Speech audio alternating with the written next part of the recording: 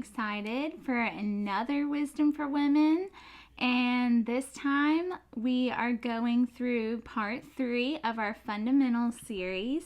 It's over petitions, imperatives, and participles. The other day we went over keywords, and the time before that was context. So we're just kind of making our way through how I break down the text, and then after we get done with the fundamentals, then we'll actually start breaking down text together, which is super fun, and I can't wait to do that with you as well. So let's go ahead and get started. This won't be a super long lesson because I'm just breaking everything up so that you can kind of see things and keep them all separated. So we're in step 3, petitions, imperatives, and participles. When we want to, we're going to start with petitions. When we want to make something clear, when we write emails, texts, things like that to others, we often use bold, italics, emojis, and underline, things like that, to make our points very clear and known to who we're writing to. But back then, in their literary works, the biblical writers would use something called petition verbs. And these verbs were used to make something like, this is important, you need to listen. And they came in the forms of I urge, I beseech, I plead, I exhort you, things like that.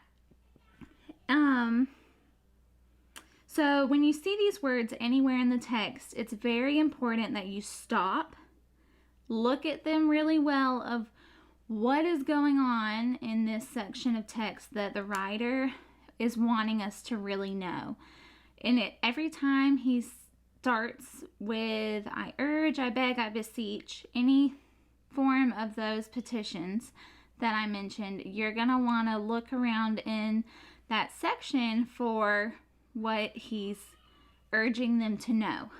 And some examples are from Romans 12:1, I beseech, 1 Cor 1:10, I plead, Ephesians 4:1-3, I beseech, Philippians 4:2, I urge. So those are all, and they typically all start in the beginning of a section too. Next, we're going to move into imperatives, which are very descriptive verbs that explain or describe how to carry out a command or petition that was just mentioned. These verbs can change the whole look on a book or separate it in half at times. Examples in Romans would be the first 1-11 chapters. We see doctrine, and then the next 12-16 chapters he gives application to what he had just mentioned in the first 11 chapters. In our text examples I'm going to be showing you, we do not have any petitions, but we do have imperatives. And some other imperative examples from the New Testament would be Ephesians 4:2, be completely humble. 4:3, make every effort.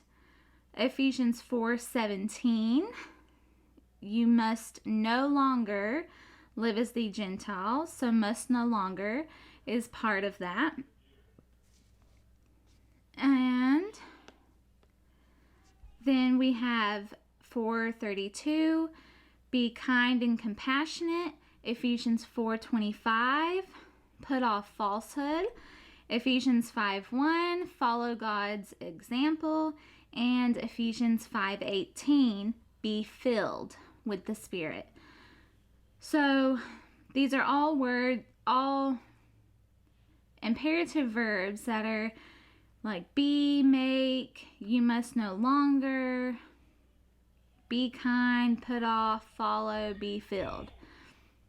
And you'll start to see these a lot more the more you start going through the text, and you'll see them as we start going through our example text as well. And lastly, we're going to talk about participles. And the participle is an adjective. It's a word describing an action or how to carry out the command as well.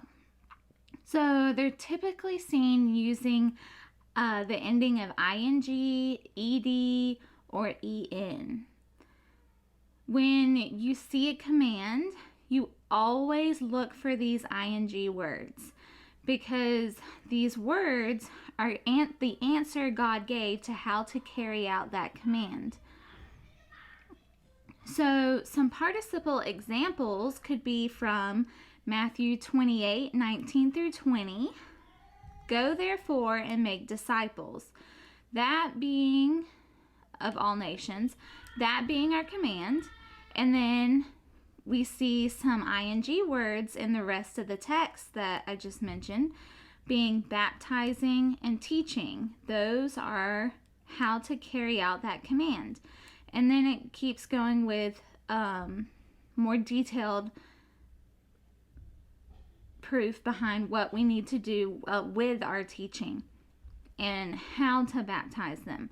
So he gives us how to make the disciples of all nations through baptizing and teaching, with added command to that. So then we have Colossians 3:16, let the word of Christ richly dwell within you, with all wisdom, teaching and admonishing one another with psalms, hymns, and spiritual songs, singing with thankfulness in your hearts to God. So following the participles, the let the word of Christ I always want to swap that.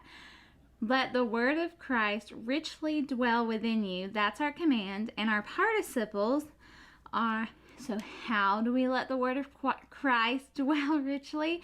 Is through teaching, admonishing, and singing. So we're told how to carry out this action. Okay, so now we can merge into our example text of searching for these.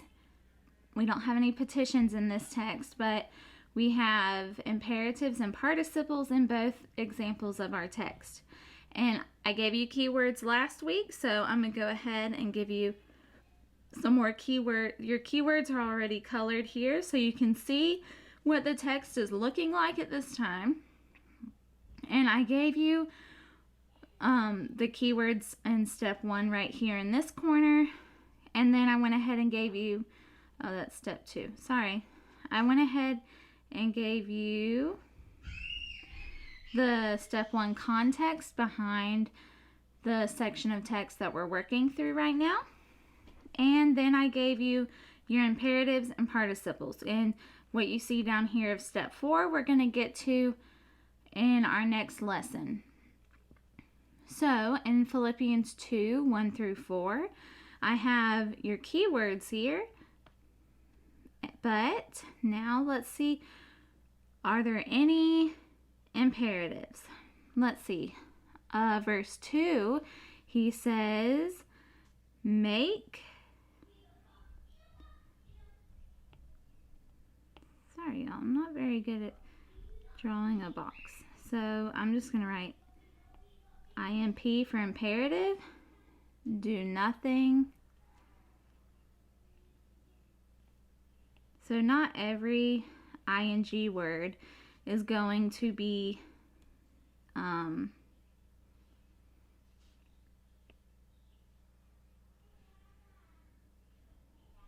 forgot what I was just going to say.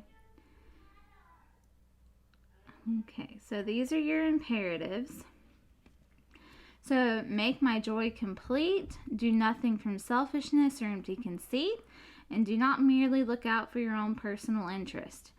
So he's giving us some sort of commands here. And then we're going to look for our participles. And then later on, I'm going to show you how I go through and make my list of things that we find, which you might go ahead and find on your own, but it'll be a lot of fun.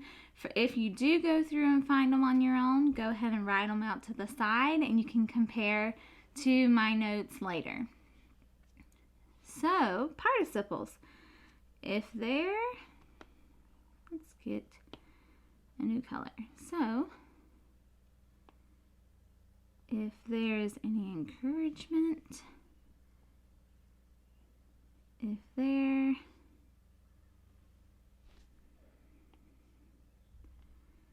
if there. Okay, so we have 3 forms of if there.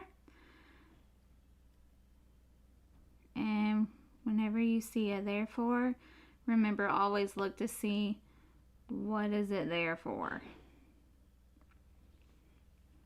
Okay, so that is how I go through and mark my imperatives and my participles. So we're going to move down to my next version, our next example of text in 1 Timothy 6:17 through 19. And I've given you the context here as well, the keywords. And now we're going to move into showing you the imperatives and the participles. So we have some imperatives, 2 imperatives here. I'm also going to show you how I break down and section out the structure of my text as well later on. So we have 2 instructs. So instruct those who are rich and instruct them to do good. And then we have our participles. Storing.